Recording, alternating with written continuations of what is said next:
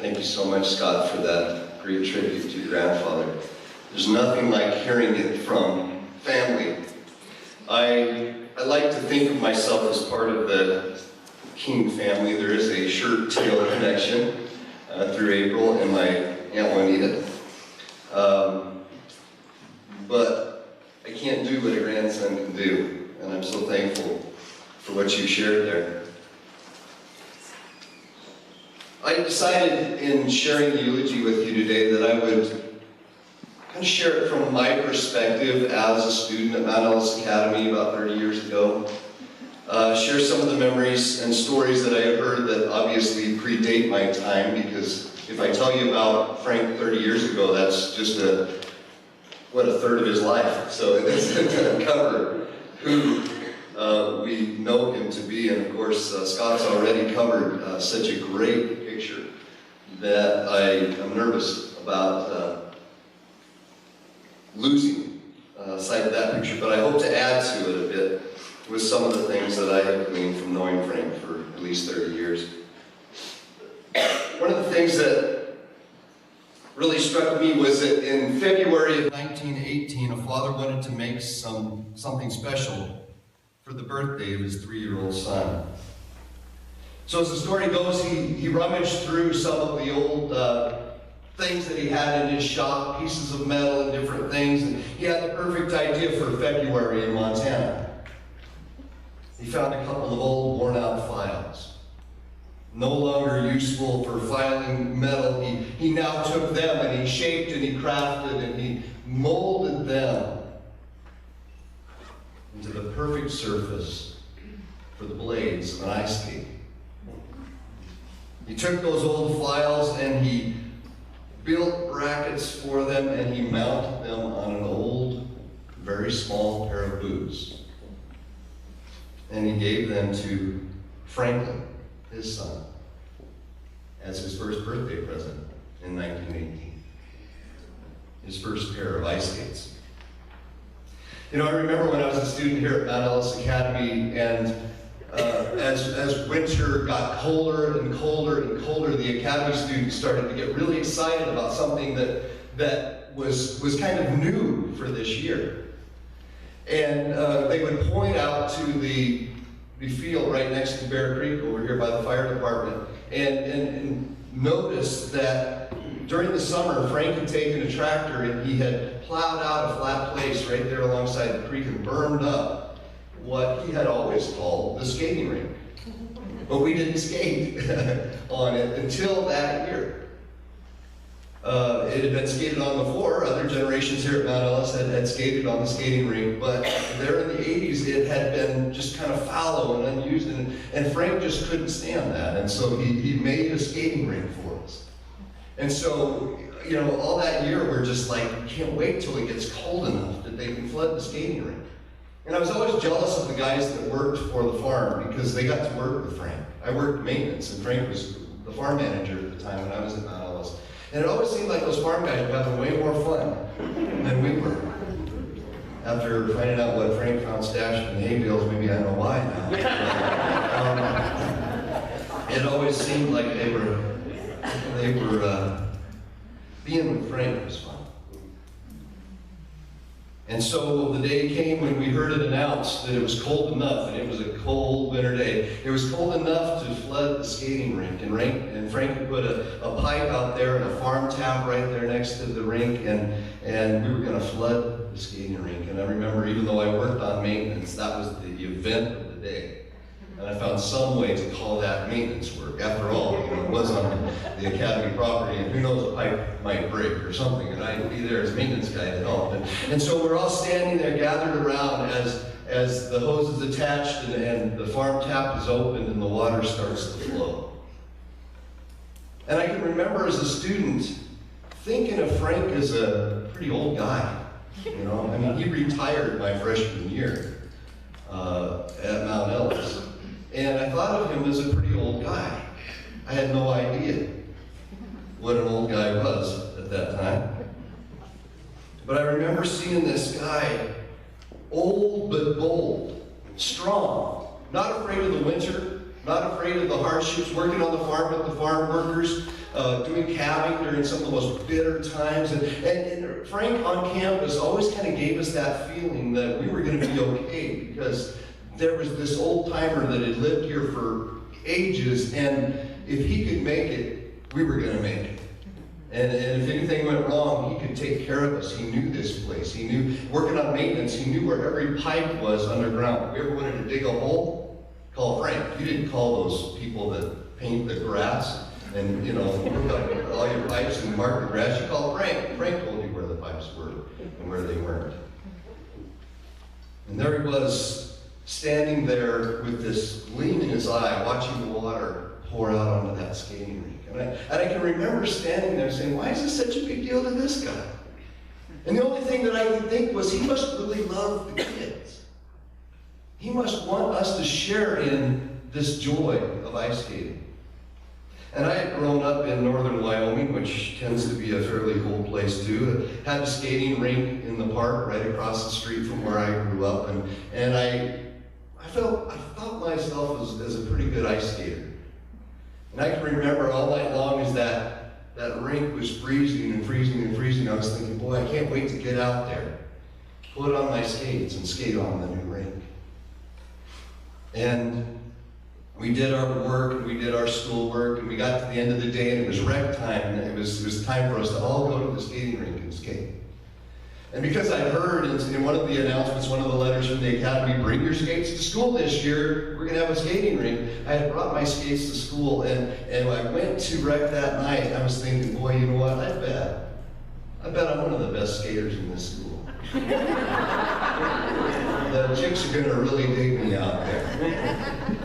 And I can remember putting my skates on and heading out onto that ice, and sure enough, I was quite good compared to some of my peers. I looked around, and there were some that were doing the kind of the wobble shuffle thing, and a few that were slipping and stumbling and falling down. There were a few kids that could skate. There were some that could probably skate as good as I could, but you know, I started to pull a few tricks out of my bag. I started skating backwards. Tried to make some, you know, cool turns and things like that, and, you know, sort of look like one of those people from the Olympics. And we're all out there on the ice, various levels of skill, when suddenly it was as if the world stood still. And I remember all the kids just kind of stopped, and I heard things like, whoa, and no way. And there was not one but two skaters who had just come out onto the ice, holding hands, skating together as a pair, and looking more like figure skaters than any of us hockey pucks out there on the ice. And the reason why we were like, no way, and you've got to be kidding me, was because it was that old couple, Frank and Loretta, out there skating on that ice, doing stuff that we thought was impossible. We suddenly realized they weren't that old after all. When I moved to Montana in the summer of 2000, I became part of a privileged elite, and that is just folks that live in Montana. Folks that are part of a ministry that spans this huge state from one end to the other, and folks that know where their Montana mission project is, right here in this place at Mount Ellis Academy. And I was eager to become a part of it because I had been blessed to be part of this school, to graduate from this school in 1984, and I was just very eager to do whatever I could to be part of the ministry and the mission of Mount Ellis Academy. Probably partly because I was inspired by that couple who had done so much for Mount Ellis when I was there, and it just seemed to be a place to pour your life. And so I heard about an event called Ski the Summit, and my son was at the age where he could now come to Ski the Summit. I think it was probably 2002.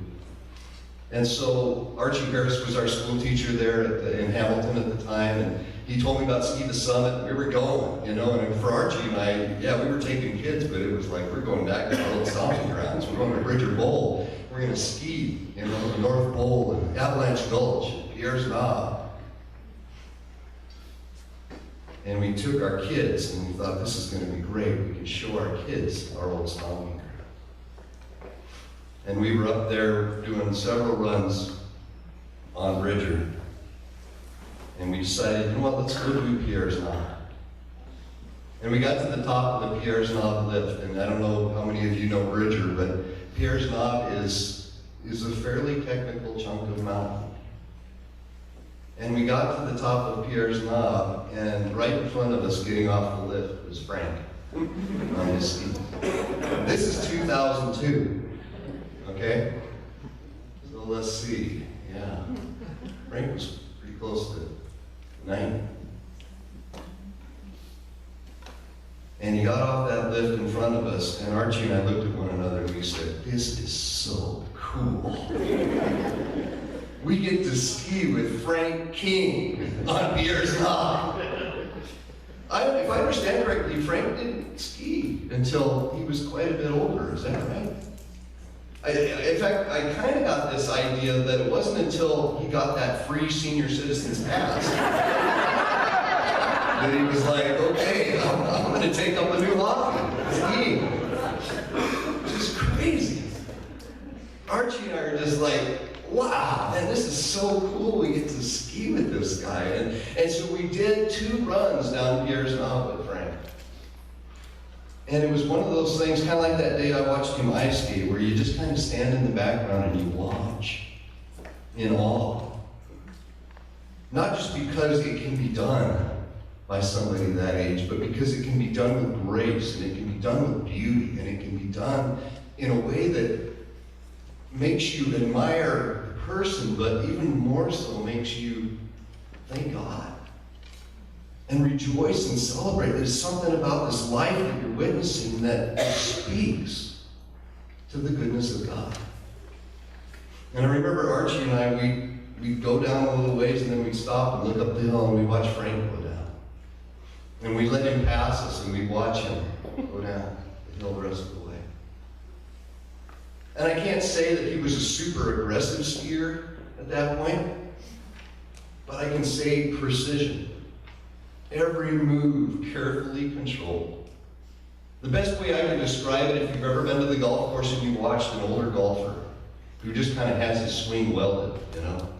Every swing is just sweet and perfect. And he doesn't kill the ball, but he connects and it's straight down the fairway every time. That's how it felt watching Frank ski. Everything was done exactly how he should do. Grace and beauty and the glory of God. Part of what I see in him and experienced in him as a student here and as a pastor here later on was a zest for life and a love for winter. Now, I remember when I came to pastor here at Mount Ellis, one of the thrills of getting to be the pastor here was getting to be Frank and Loretta's pastor and neighbor. And I remember when I first got here, I was visiting with them and I said, so how are you guys doing? And I remember, I don't know if it was Frank or Loretta or Unison, but they were walking down the sidewalk and going kind of slow. And they said, well, I tell you what, this is one of those days where you realize that getting old isn't for wimps. And that's one of the things I admired, is they were never wimps. Like I said, they were the strong and bold and brave people that no matter how bad the winter got, you knew they'd done them before, and you were going to make it because they were here. And they were going to take care of you. Debbie told me once she sat down with Frank when he was approaching 100 and said, just think about it, Frank, you're going to be 100 years old. And Frank said, 100 years, that's not so old. I guess living to 100 gives you some perspective. I was reading this. If you don't have a copy of this, you ought to get one. It's called Our Personal Memoirs. And somebody sat down with Frank and Loretta when they thought they were old in 1997 and decided to get some of their memories while they still could. Who knows, right? And they asked them this question. They said, what do we have now that you didn't have then, back when you were a little kid? And these were Frank's answers, and I love the way he just kind of spews out these answers. Designer jeans, computer chips, pantyhose, dishwashers, clothes dryers, television, penicillin, polio shots, oral vaccines, frozen food, Xerox, plastic, contact lenses, frisbees, radar, credit cards, split atoms, laser beams, ballpoint pens, electric blankets, air conditioners, drip dry clothing, fast food restaurants, daycare centers, group therapy, FM radio, tape decks, electric typewriters, artificial hearts, word processors, and last of all, yogurt. It's such a random list, you know? And part of what it makes me think is, you know, Frank was just somebody that just marveled at everything because it's on the list. Of course, this is in 1997. It makes you wonder what would be added. You know, smartphones, 5G, electronic tablets, internet, hybrid cars, who knows, right?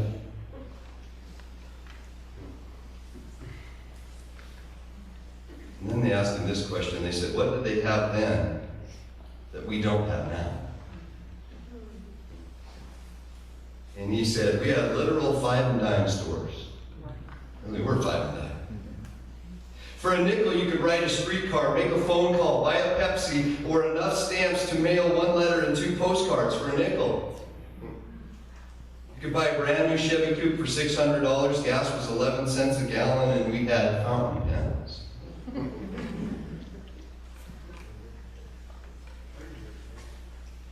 Pretty awesome to think of a life that spans that kind of time. You know, Frank was 5 months old when Ellen G. White died. Think about that.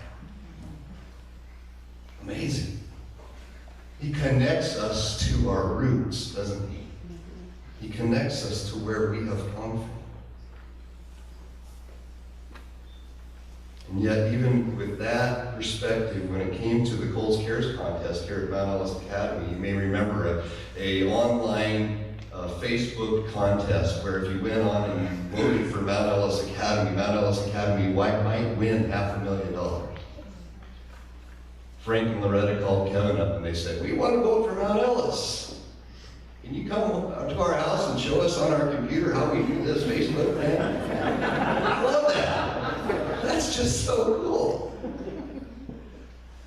So Kevin went to their house and he helped them sign up on Facebook and watch them vote.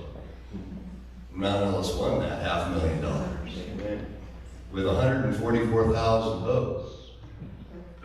We like to think that's symbolic. Frank and Loretta were some of those votes. When I was a student here at Mount Ellis, there was a staff meeting, and the staff were talking about, I heard this from Eric Maggie, the science teacher that was here when I was in Academy. The staff were talking about a certain couple on campus. I'm hoping it wasn't Becky and me. But, you know, sometimes the staff are concerned about a certain couple, and they were talking about this couple, and one of the staff members said, you know, I don't think we need to worry about it. I think it's strictly platonic. And Frank said, yeah, platonic. Play-tonic. He says that's play for the boys and tonic for the girls. He's a wise man.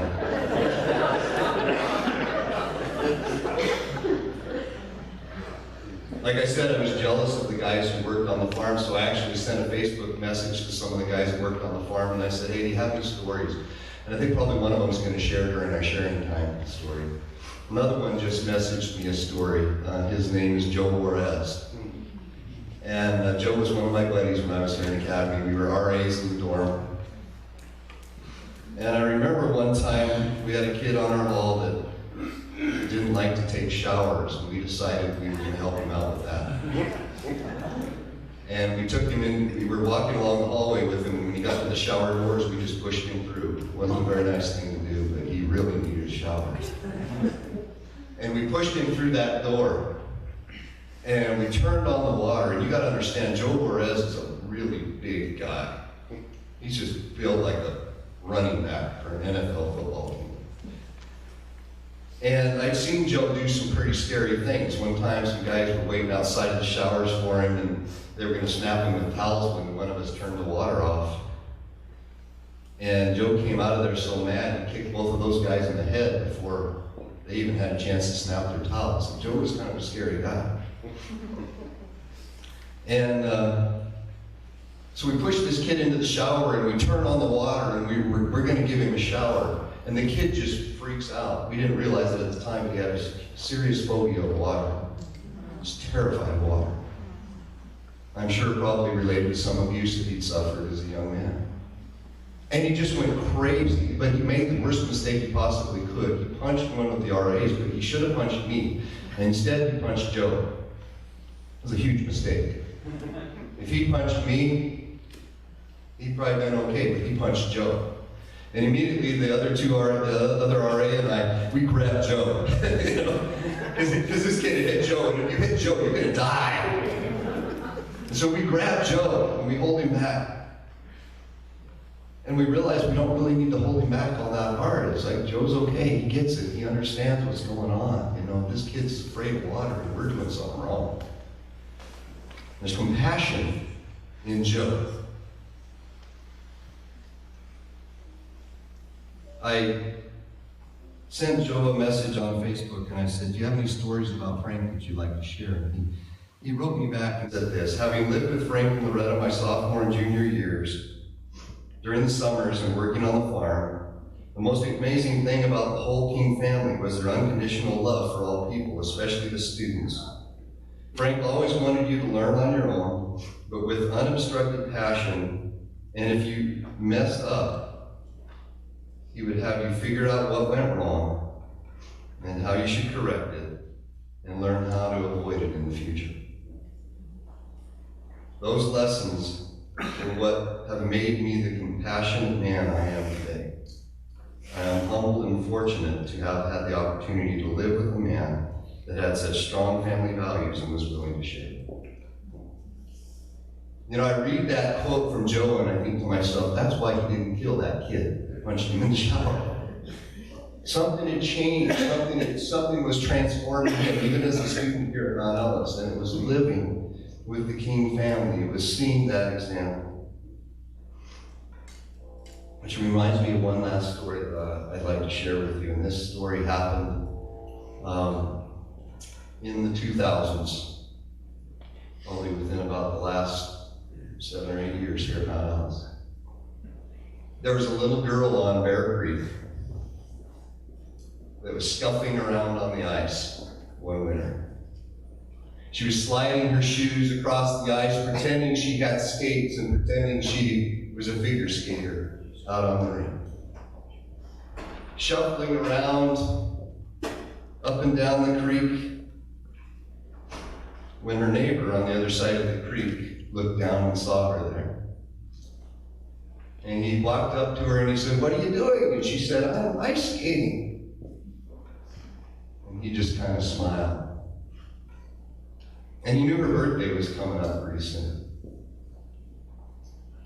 And he went and got a package and he wrapped it all up and he left it on her doorstep. A gift very similar to his very first gift that he could ever remember.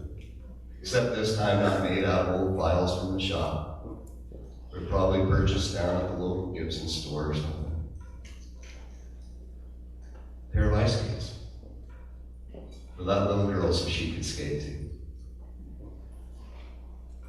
I love the verse in the Bible that says, "Precious in the sight of the Lord is the death of his saints." It's the verse that I put on Facebook when I heard that Frank had died.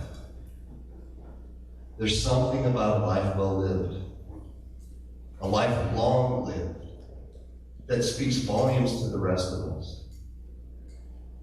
If you were to have told Frank he was a saint, he probably would have kind of laughed and said, "I'm no saint." But you know, a saint, as we study in Scripture, a saint is not a perfect person. A saint is not somebody who's flawless and does everything exactly right. Sometimes a saint spikes his wife's grapefruit juice.